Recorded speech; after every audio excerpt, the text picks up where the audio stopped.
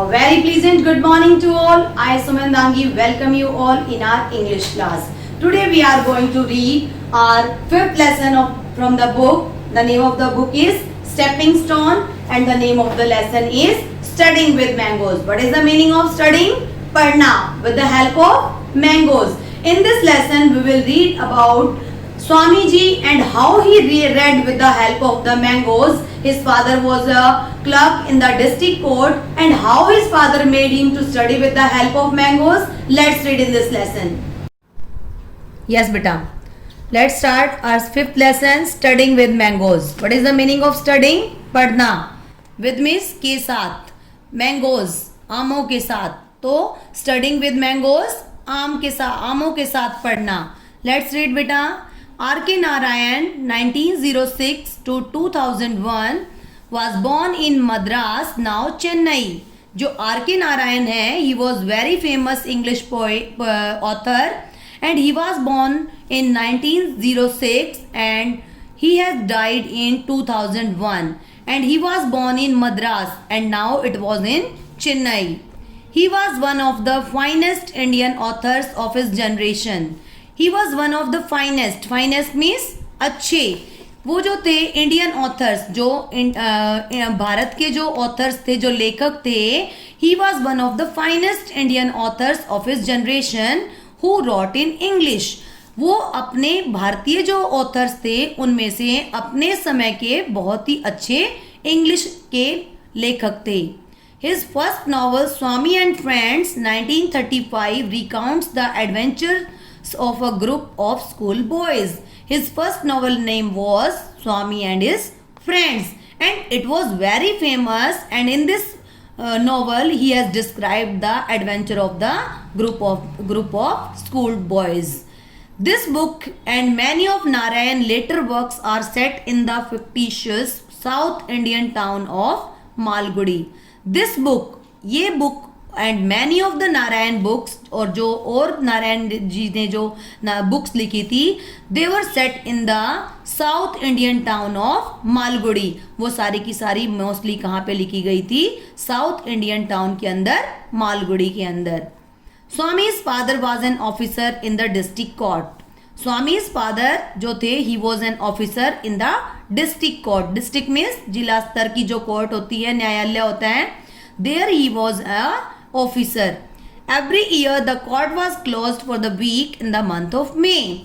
Every year, हर वर्ष the court was closed. Closed की second form है बेटा, closed. Every year the court was closed for the week in the month of May. हर साल, every year, हर साल the court was closed for the week in the month of May. Month के महीने के अंदर एक week के लिए जो कोर्ट था वो बंद हो जाते थे. This year it was very hot. और इस साल बहुत ज़्यादा गर्मी थी. Hot means गर्मी. And father spent his afternoons at home. और पिताजी सारी दोपहर को घर पे ही बिताते थे. Swami feared. Fear की second form है feared. Feared means डरना. Swami feared that he might interfere with his afternoon rambles. But जो स्वामी जी थे, he had to go to outside. Swami ji feared, वो हमेशा डरते रहते थे, that father was at home, so how can he move outside? On the third day of his vacation, father asked Swami just as he was stepping out of the house. On the third day of his vacation, और छुट्टी के तीसरे ही दिन, vacation means छुट्टी, और छुट्टी के तीसरे दिन ही फादर ने जो था, उनके पिताजी ने स्वामी जी से पूछ लिया, जब वो बाहर जा रहे थे, that where he was going. Where were you at this time yesterday? They see in this picture, जो स्वामी जी है, he was moving outside and father is asking him, where were you at this time yesterday? आप इस समय कल कहाँ थे? Here. तो स्वामी जी gives answer that I am here. मैं घर पर ही था. Are you lying? You are not here yesterday. Lying means झूठ बोलना. You are lying. आप झूठ बोल रहे हो. You were not here yesterday. Yesterday means बीता हुआ कल. आप कल यहाँ पर नहीं थे. He took Swami to latest room. Took means take की second form. Took means ले जाना. He took Swami to latest room. अब जो पिताजी हैं वो स्वामी जी को उसके पढ़ाई के कक्ष में ले जाते हैं. Father, should I read even when I have no school? तो स्वामी जी पिताजी से कहते हैं, पिताजी शुड आई रीड, क्या मुझे अभी भी पढ़ना होगा? When I have no school, अब तो मेरा कोई स्कूल भी नहीं है. Do you think you have passed 5th grade? तो पिताजी कहते हैं, क्या आपको लगता है पास की सेकेंड फॉर्म पास्ड, क्या आपने 5th स्टैंडर्ड पास कर लिया है? द स्कूल इज क्लोज्ड, जो स्कूल है वो बंद है. And there is no examination, और कोई हमारी जो है परीक्षा भी नहीं है. Do I have to study even now, क्या अभी भी मुझे पढ़ना पड़ेगा? स्टडी मीन्स पढ़ना, नाउ मीन्स अब.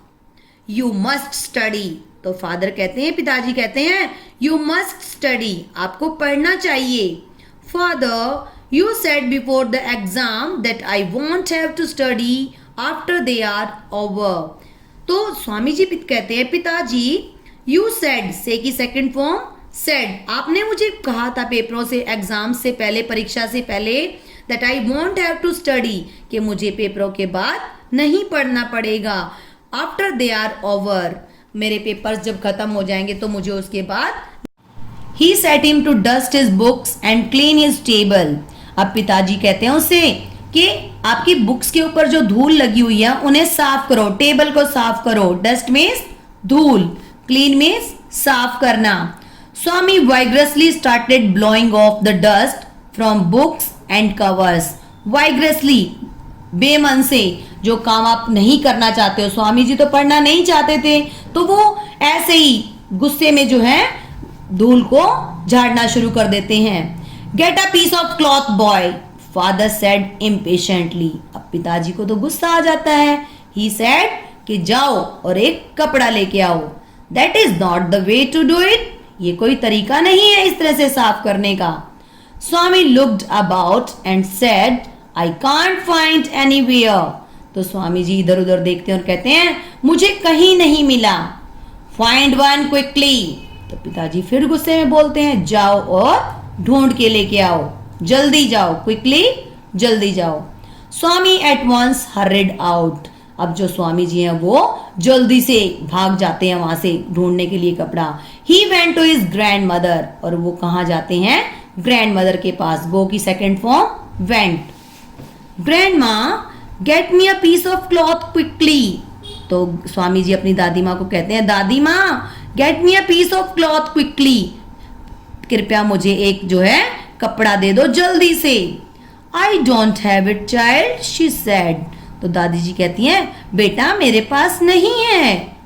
Father shouted from his room, O boy, haven't you found the cloth yet. अब पिताजी कमरे में से चिल्ला रहे थे, O boy, haven't you found the cloth, अभी तक तुम्हें कोई कपड़ा नहीं मिला है. Swami answer, grandma hasn't got it. तो स्वामी जी उत्तर देते हैं, आंसर्ड मीन्स उत्तर देना, आंसर की second form answered. Grandma hasn't got it, पिताजी को, दादी जी को कहीं पे नहीं मिला. I shall see if mother has, मैं देखता हूं अगर मम्मा के पास होगा तो. His mother was sitting in the back corridor on a mat with the baby sleeping in her lap. उनकी जो मदर थी, she was sitting in the back corridor, पीछे का जो बरामदा था वहां पे बैठी हुई थी. ऑन अ मैट, चटाई के ऊपर, मैट मीन्स चटाई. With the baby sleeping in her lap, और उनके जो गोद थी उसके अंदर छोटा बच्चा सो रहा था. Can you give me a piece of cloth, asked Swami ji. अब स्वामी जी कहते हैं अपनी मम्मा को, क्या आप मुझे कोई कपड़ा दे सकते हो? व्हाट क्लॉथ, कैसा कपड़ा चाहिए?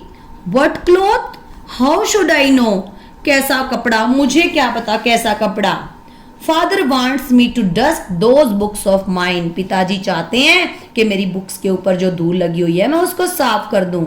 A fine way of spending holidays, और ये अच्छा तरीका है अपनी छुट्टियां बिताने का. स्पेंड मीन्स बिताना. I can't get any now, now means अब मेरे पास नहीं है. You can't but you can tell tales about me. आपके पास नहीं है, आप नहीं दे सकते हो.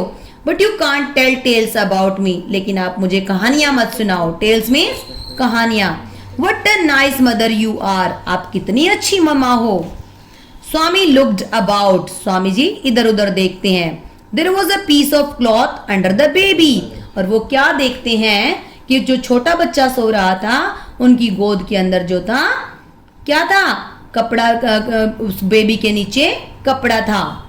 इन a flash he rolled the baby over, और वो एक ही झटके से उस बच्चे को क्या कर देते हैं, उसके नीचे से वो कपड़ा निकाल लेते हैं। Pulled out the cloth and was of, और जल्दी से वो कपड़ा निकाल के वहां से भाग जाते हैं। Swami held his mother responsible for all his troubles, अब जब स्वामी जी थे वो अपनी मम्मा को इन सारे ट्रबल्स का, इन सारे जो दुख उसके ऊपर आए थे उनका कारण मान रहे थे। And now disturbing the baby in the way gave him quite a feeling of relief, और इस तरह से वो बेबी को जो है डिस्टर्ब करके उनको जो था gave him a quiet feeling of relief, उनको राहत दे रहा था। Father made Swami remove dust from his books and notebooks, अब पिताजी उसको, स्वामी जी को जो डस्ट लगी हुई थी उनकी बुक्स और नोटबुक्स पर उसको हटाने के लिए लगा देते हैं। Then he made him sit in a chair by his side, और फिर पिताजी कहते हैं चेयर ले आओ और मेरे पास बैठ जाओ। स्वामी had a notebook in his hand and a pencil ready, और स्वामी जी के पास एक नोटबुक थी, कॉपी थी, and a pencil ready in his hand.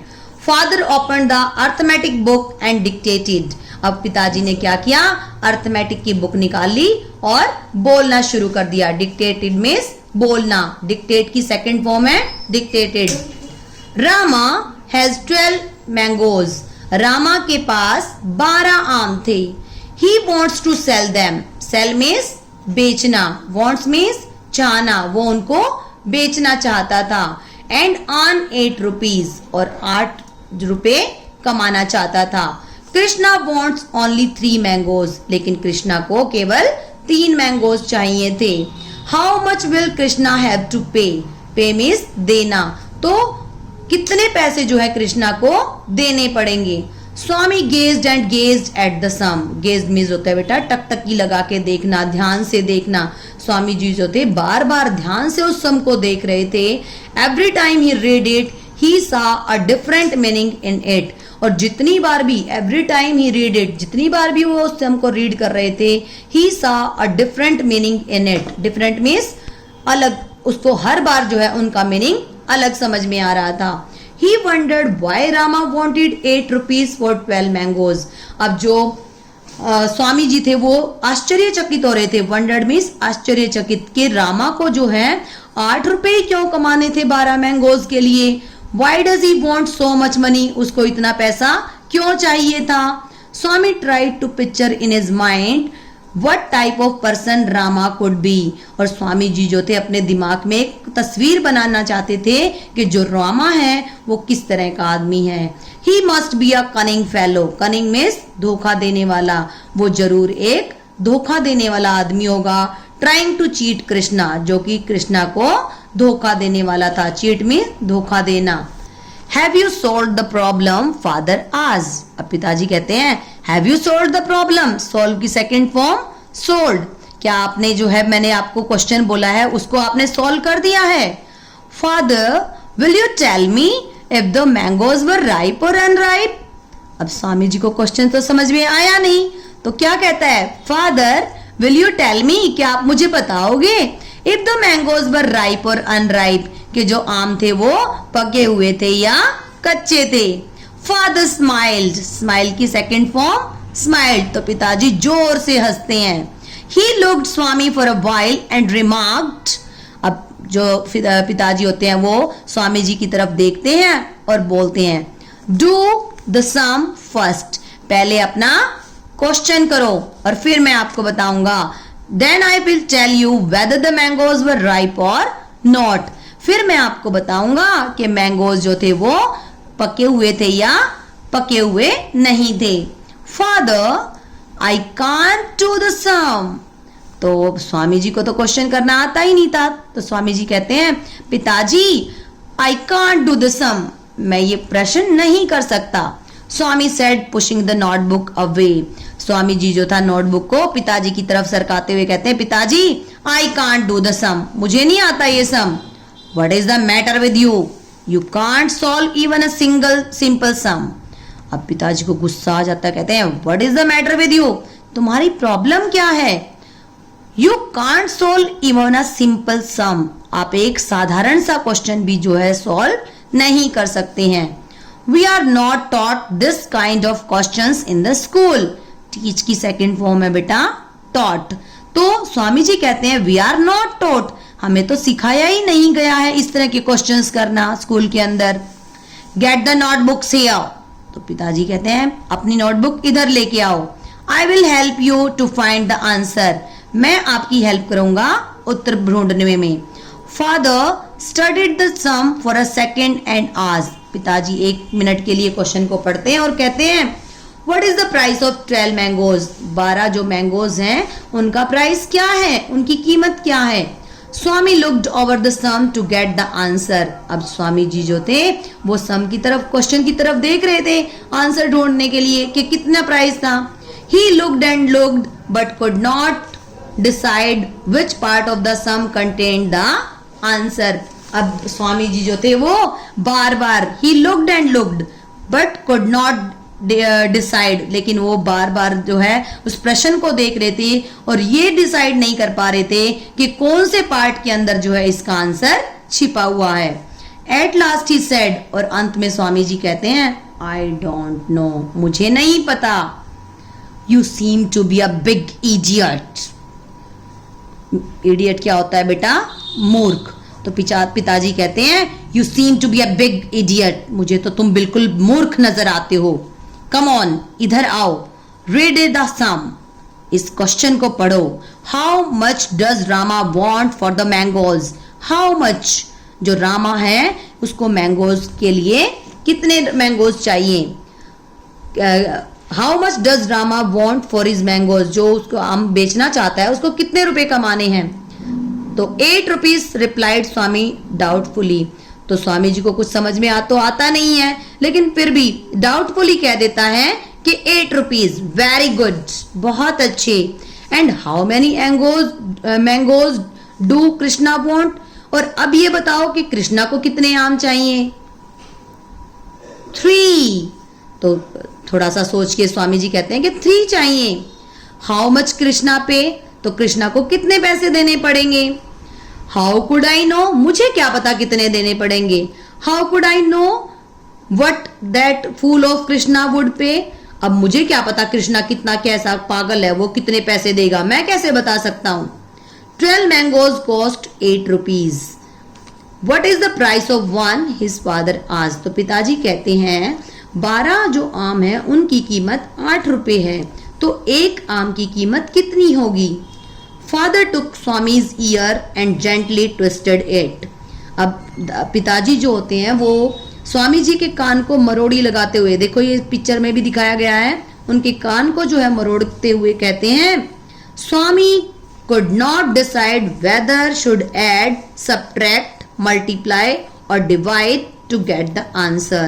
अब स्वामी जी को ये डिसाइड ही नहीं कर पा रहे थे कि इस आंसर के लिए उन्हें सब्ट्रैक्ट करना है, ऐड करना है, मल्टीप्लाई करना है, डिवाइड करना है या क्या करना है. Father said I am not going to leave you. पिताजी कहते हैं मैं तुम्हें छोड़ने वाला नहीं हूं till you tell what a single mango would cost 12 for 8 rupees. जब तक आप मुझे नहीं बताओगे कि 12 जो मैंगोज है उनकी कीमत 8 रुपए है और एक मैंगो की कीमत कितनी होगी, अगर तुम आंसर नहीं दोगे जब तक मैं तुम्हें छोड़ने वाला नहीं हूं. At last father had to admit defeat. Defeat क्या होता है बेटा? हार मारना. एडमिट मीन्स सहमत होना. और आखिरकार पिताजी जो है अपनी हार मान लेते हैं. ओ फूल, तुम कितने मूर्ख हो. 1 mango cost 8 over 12 rupees. He said 1 mango, एक आम की कीमत कितनी होगी? 8 over 12 rupees. Now simplify it. अब इसको आप क्या कीजिए? सिंप्लीफाई कीजिए, इसको आप सॉल्व कीजिए. Give me the notebook father. He said I will find out. तो पिताजी कहते हैं कि मुझे दो नोटबुक, मैं बताता हूं, मैं ढूंढता हूं answer. Swami struggled for half an hour and then said, "The price of one mango is 2/3 rupees." अब जो स्वामी जी थे वो हाफ एन आवर तक, आधे घंटे तक, 1 घंटे तक जो है बार बार कोशिश करते रहे और फिर the price of one mango is 2/3 mangoes, और फिर बोलते हैं कि एक आम की कीमत 1, 2 या 3 रुपए होगी। Very good, now multiply by 3। तो पिताजी कहते हैं वेरी गुड, बहुत अच्छे, अब इसको 3 से मल्टीप्लाई कर दो। स्वामी स्ट्रगल्ड फॉर अनदर 15 मिनट्स। अब स्वामी जी को करना तो आता ही नहीं था, वो बार बार कोशिश कर रहे थे, तो अगले 15 मिनट फिर से कोशिश करते हैं। एंड देन डिक्लेयर्ड, और फिर अपना आंसर करते हैं, Krishna must pay 2 rupees, Krishna को जो है 2 रुपए देने होंगे। Then he burst into tears, और फिर जोर जोर से रोने लग जाते हैं। तो बेटा इस लेसन से हमें क्या शिक्षा मिलती है कि हमें जो है हमेशा अपने पढ़ाई के अंदर ध्यान देना चाहिए, जो टीचर्स हमें पढ़ाते हैं उसे अच्छे से पढ़ना चाहिए और हमें अपना समय बर्बाद